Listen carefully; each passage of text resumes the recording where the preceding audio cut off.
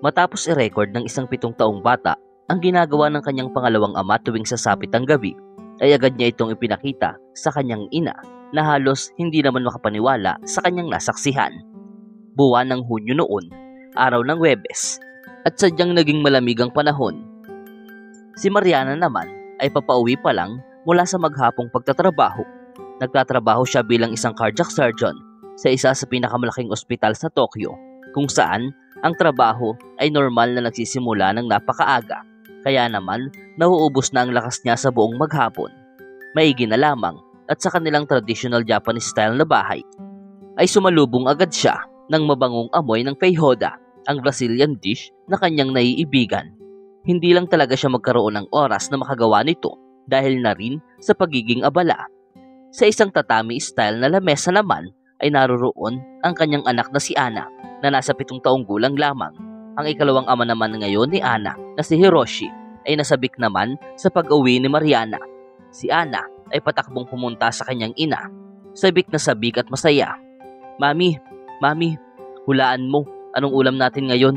Si Mariana naman ay napangiti na lamang habang hinihimas ang maganda at mahabang buhok ng kanyang anak. Ano kaya? Feijoada ba? Sambit niya sa kanyang anak habang inaamoy ang aroma ng masarap na pagkain. Ako po at si Dad ang gumawa niyan. Tara na po at subukan ninyo. Si Ana ay agad hinila ang kanyang ina papunta sa mesa, kung saan naghihintay na si Hiroshi kasabay ng umuusok pang mangkok ng tradisyonal na Brazilian food sa kanyang harapan. Ang lasa ng pagkain ay biglang nagpanumbalik sa ilang memorya ni Mariana sa kanyang kabataan. Madalas kasi siyang paglutuan nito ng kanyang lola noong mga panahong iyon. Ang sarap naman. Kuhang-kuha mo na yung tamang pagluluto nito, ha? Ikaw naman, anak ko, ang aking prinsesa. Salamat sa pagtulong mo sa iyong daddy Hiroshi. Si Hiroshi ay masaya sa naging reaksyon ng kanyang asawa at doon nagpatuloy ang kanilang pagsasalo na hinaluan nila ng pagtatawanan at pagkakwentuhan. Ang batang babae naman na normal na madaldal ay nagbahagi ng kanyang ilang karanasan sa eskwela, kung paanong nakikibagay pa siya sa lingwahe at kultura ng Japan. Si Hiroshi naman ay nakikinig lamang ng tahimik sa bata at tumutugon lamang sa pamamagitan ng pagngiti. Natutuwa naman si Mariana sa nagiging masaya at maayos na takbo ng kanyang pamilya habang nangingiti rin sa sinasabi ng anak. Pagkatapos ng hapunan ay marahan ng inimis ni Mariana ang mesa, habang si Hiroshi naman ay inihatid na si Ana sa kanyang kwarto para maaga nang matulog. Pilit na nilalabanan ni Ana ang antok ng mga sandaling yon, pero hindi rin niya ito nakayanan. Natulog na siya agad sa kanyang magandang kwarto na napupuno ng larawan ng paborito nitong anime na One Piece. Pagkatapos na maisaayos ang lahat, si Mariana at Hiroshi ay naglakad na rin patungo sa kanilang kwarto. Hinayaan na lamang din ni Hiroshi ang biglaang paghiga ng kanyang asawa nang dahil sa pagod. Nahiga na lamang din siya at tinabihan ito sabay yakap. Napapikit na lamang si Mariana na ang huling napagmasdan ay ang malambing na mukha ni Hiroshi na minamasdan lamang siya at binabantayan. Nakatulog na rin si Mariana at nakapagpahinga na sa maghapong hirap na kanyang napagdaanan. Lingid sa kanyang kaalaman na habang siya'y nasa himbing palang pagkakatulog, ay may kakaiba na palaging nangyayari, isang bagay na talagang ikakagulat niya at ikabibigla. Si Hiroshi ay palagian palang binibisita ang kwarto ni Ana kada gabi. Simula nang may kasal si Mariana kay Hiroshi, ay kakaibang paggawi ang kanilang nasunod bilang patakaran sa loob ng kanilang bahay. Kada gabi, habang si Mariana ay nasa malalim na pagtulog, si Hiroshi ay palagi na lamang umaalis para puntahan sa kwarto si Ana, isang matalinong bata na siyang resulta ng nakaraang pag-ibig ni Mariana sa isang irresponsableng lalaki. Isang lalaki na iniwan siyang nag-iisa sa kalagitnaan ng kanyang naging mahirap na pagbubuntis. Nang mga panahong iyon, si Mariana ay isa lamang na babaeng nangangarap sa kanyang huling taon sa medical school. Ang pagkakaalam sa kanyang dinadala ay nagbigay sa kanya ng pangamba, pero nagawa din niyang paghugutan ito ng lakas para muling makapagpatuloy. Ginaya niya ang lahat ng sakit at hamon hanggang sa may panganak na niya ang kanyang anak. Kinakarga ito habang nagtatapos siya ng kolehiyo bilang pagmamalaki sa lahat. Kinalaunan, si Mariana na eksperto sa cardiovascular surgery ay in-enjoy lamang ang kanyang propesyon at ginagawa. Kahit pa mahirap ito at nakakapagod, mahal niya ang kanyang karir at hindi ito ipagpapalit. Ito rin ang naging dahilan kaya nagawa niyang makapunta sa iba't ibang bahagi ng mundo at sa Japan. Natanggap si Mariana sa isang trabaho sa Tokyo, sa isa sa pinakamaganda at kilalang ospital dito. Normal naman sa kahit sino ang maging masaya sa ganoong klaseng oportunidad gaya ni Mariana. Pero hindi niya maiwasang mangamba para sa tuwing naiisip na maisasama niya rin ang kanyang anak sa lugar na iyon na bukod sa malayo na ay naiiba pa ng sobra. Hindi naman napagtanto ni Mariana na mapagtanggap din pala ang mamamayan ng Japan. Malayo sa kanyang inaakala. 6 na buwan nang makalipas ay dito na nakilala ni Mariana si Hiroshi, isang kilalang architect na marami na ring disenyong nagtataas ang gusali. Nakilala ni Mariana si Hiroshi bilang isang mabuting tao, malambing at palagi siyang napapangiti sa bawat pagkakataon. Hindi na nagkahiwalay pa ang dalawa simula noon. Si Ana naman ay tinuring na ni Hiroshi na para bang tunay nitong anak, kaya naman walang labis ang nagiging saya ng pakiramdam ni Mariana. Si Hiroshi lamang ang lalaki na buong tumanggap kay Mariana sa kabila ng kanyang sitwasyon. Ang dalawa ay naikasal at pabor naman dito ang batang si Ana, hanggang sa may kakaiba ng bagay ang nangyayari. Ilang buwan ang makalipas matapos ang kasal, ang lalaki ay tila nag-iba na ng ugali at pagkilos. Sa tuwing makakatulog si Mariana sa pagod, si Hiroshi ay magtutungo naman sa kwarto ng bata. Walang kaalam-alam si Mariana sa bawat nangyayari. Sa sobrang pagod niya, ay halos nahihirapan na siyang buksan ang kanyang paningin. Si Ana ay nataon namang gising pa noon at nakatalukbong lamang. Mga bandang 1:00 ng madaling araw ay hindi nakayanan ni Mariana ang hirap ng magdamag na pagtatrabaho, kaya sumuko na muna siya at naratay sa mahimbing na pagkakatulog. Si Ana, nagising pa ng mga oras na iyon, ay nagsagawa ng isang bagay para mapatunayan ang ginagawa ng kanyang ama sa tuwing pumupunta ito sa kanyang kwarto. Ino ng bata ang recording ng kanyang sariling phone at itinago ito sa paraang hindi agad makikita.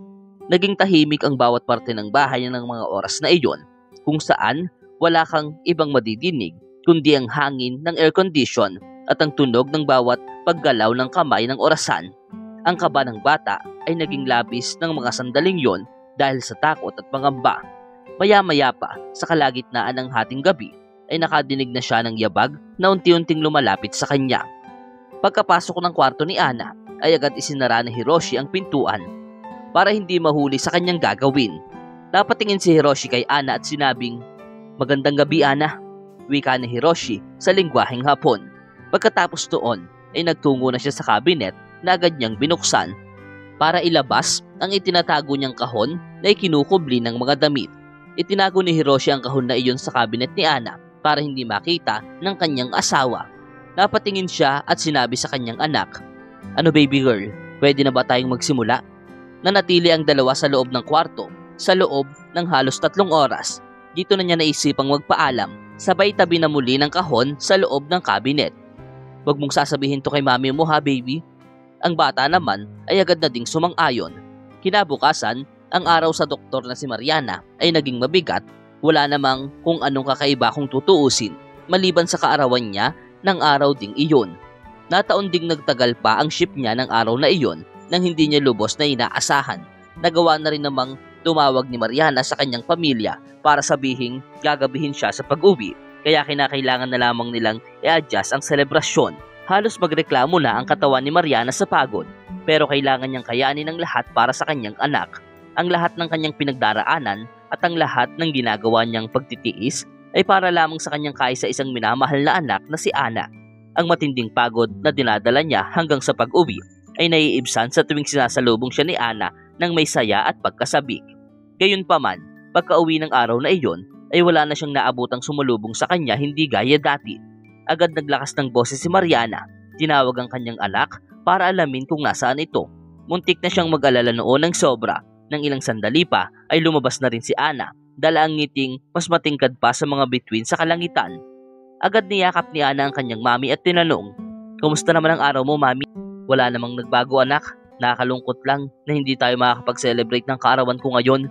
Matagal pa naman nating naiplano ang mag-picnic, pero pwede naman tayong bumalik o tumuloy pa rin kinabukasan." Si Ana naman ay napatungo na lamang sa sinabi ng ina, pero may nais pa siyang ipakita rito. "Mami, may isang bagay akong nais ipakita sa'yo." Agad inaya ni Ana ang kanyang ina papunta sa sala.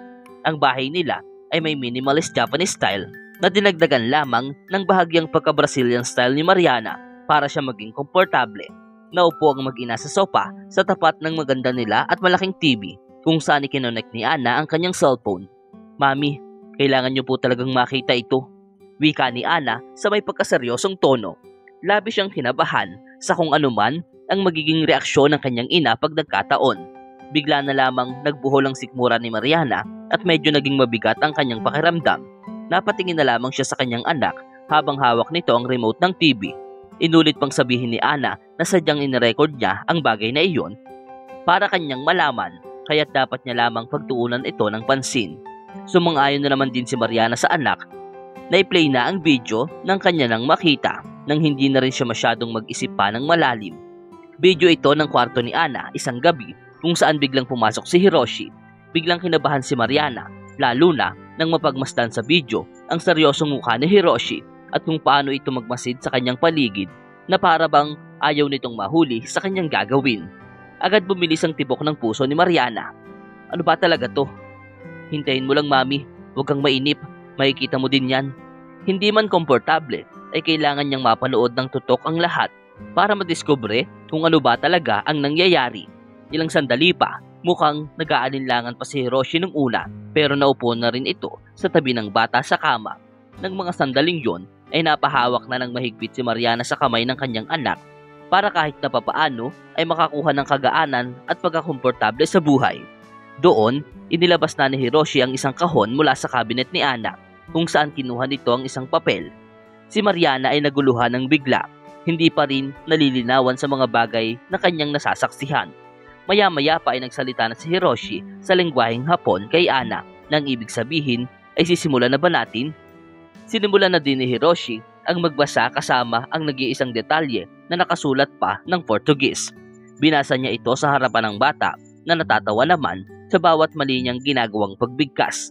Nakasaad sa liham na kanyang ginagawa kung gaano niya kamahal si Mariana na halos hindi na ito may paliwanag at buong puso niyang minamahal ang mag-ina at nais niyang ipahayag ito sa paraan ng kanilang pananalita.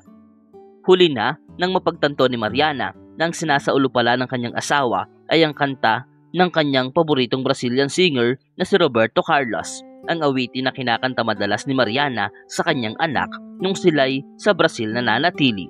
Napagmasdan ng doktor kung paanong kumanta ng sabay si Hiroshi at si Ana sa saliw ng paboritong kanta ni Mariana. Hindi makapaniwala si Mariana, nakita niya kung paanong maging masaya si Ana sa piling ng pangalawa nitong ama. Dito na lumingon bigla sa kamera si Hiroshi na hindi niya lubos na inaasahan para sabihing, "Maligayang anibersaryo, mahal ko. Mahal na mahal kita. Nag-aaral talaga akong magsalita ng Portuguese para sa iyo, mahal." Napaiyak na lamang si Mariana sa kanyang nasaksihan. Siya ay napuno ng emosyon sa puntong hindi na niya napansin ang paglapit ng kanyang asawa. Dala ang isang cake na may nakasindi ng mga kandila. Lumalapit ito habang kinakanta ang Portuguese na kanyang paborito ng kanyang minamahal. Ang puso ni Mariana ay halos sumabog na noon sa sobrang pagmamahal niyang natanggap at kasiyahan. Hindi niya aakalaing maghihirap ang kanyang mahal na aralin ang lengguwahe nilang napakahirap para lamang maipadama ang kanyang pag-ibig. Isang bagay na nalikha nila bilang isang espesyal na sorpresa sa kanyang kaarawan. Isang sorpresa na muntik nang magpatalon sa puso ni Mariana papalabas ng kanyang dibdib. Ang pamilya ay nagyakapan ng mahigpit, dinadama ang pagmamahal nila sa isa't isa. Ang maliit at simple nilang tahanan ay napuno noon ng pagtatawanan at kagalakan. Hanggang ngayon ay labis na nagpapasalamat si Mariana sa tadhana nang dahil kay Hiroshi, ang lalaking nagsilbing sandigan niya sa maraming bagay. Ang lalaking tumayo bilang ama sa kanyang anak at gumawa pa ng paraan para paglaanan siya ng isang espesyal at hindi malilimutang regalo. Sadyang wala na siyang masasabi pa, kundi pasasalamat. Mas lalo na lamang niya itong mamahalin higit kaysa dati. Ang talagang nangyari, kaya tuwing gabi ay nagpupunta si Hiroshi sa kwarto ni Ana ay para hindi ito malaman ni mamalayan man lamang ni Mariana. Sa gabi, nagkakaroon ng pagkakataon si Ana na maturuan ng kanyang itinuturing na ama gaya ng hiling nito sa kanya para gumawa ng isang espesyal na regalo. Masayang masaya si Ana na naging parte siya ng plano para mapasaya ang kanyang ina. Naranasan ni Mariana ang saya na hindi pa niya nararanasan noon. Matapos magkainan, magtawanan, magkwentuhan, ay sabay-sabay nang nahiga ang pamilya sa iisang kama, magkakatabi at nagyakapan sa pagkakatulog.